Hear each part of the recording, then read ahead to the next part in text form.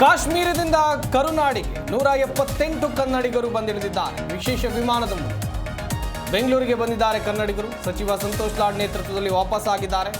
ಉಗ್ರರ ದಾಳಿ ಹಿನ್ನೆಲೆಯಲ್ಲಿ ರಾಜ್ಯಕ್ಕೆ ವಾಪಸ್ ಆಗಿದ್ದಾರೆ ಪ್ರವಾಸಿಗರು. ಇಂಡಿಗೋ ವಿಶೇಷ ವಿಮಾನದ ಮೂಲಕ ವಾಪಸ್ ಆಗಿರುವಂಥದ್ದು. ಶ್ರೀನಗರದಿಂದ ಬೆಂಗಳೂರಿಗೆ ಕನ್ನಡಿಗರು ಬಂದಿದ್ದಾರೆ.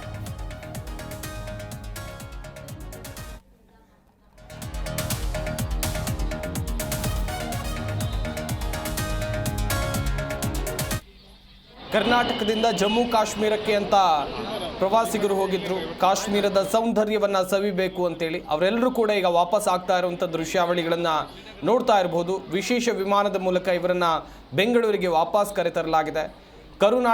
ಕರುನಾಡಿಗೆ ಬಂದಿಳಿದಿದ್ದಾರೆ. ಒಬ್ರಲ್ಲ ಇಬ್ಬರಲ್ಲ 178 ಕನ್ನಡಿಗರು ವಿಶೇಷ ವಿಮಾನದ ಮೂಲಕ ಅವರನ್ನು ಕರ್ಕೊಂಡು ಬರಲಾಯಿತು.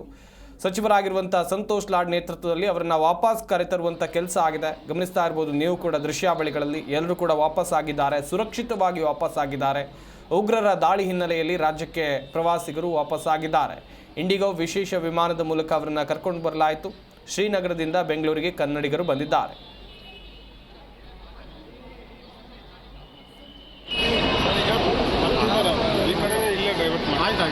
ನೀವು ಚೂರು ಹಂಗೆ ಹೋಗ್ತಾರೆ ಕರ್ಕೊಂಡವ್ರಿಗೆ ನಾವು Kashmir is a very beautiful place. It is like gem on the earth. And उसके लिए जो tourist पे attack हुआ है, that was a shameful act. It shouldn't have happened.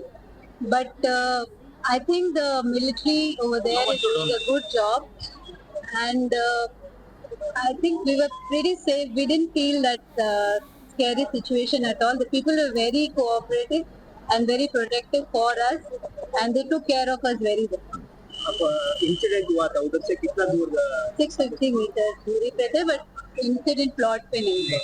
20 members group family, Jain family, Mithalal Bansali and family had gone for a trip for vacation. We had left on April 16th and we landed today.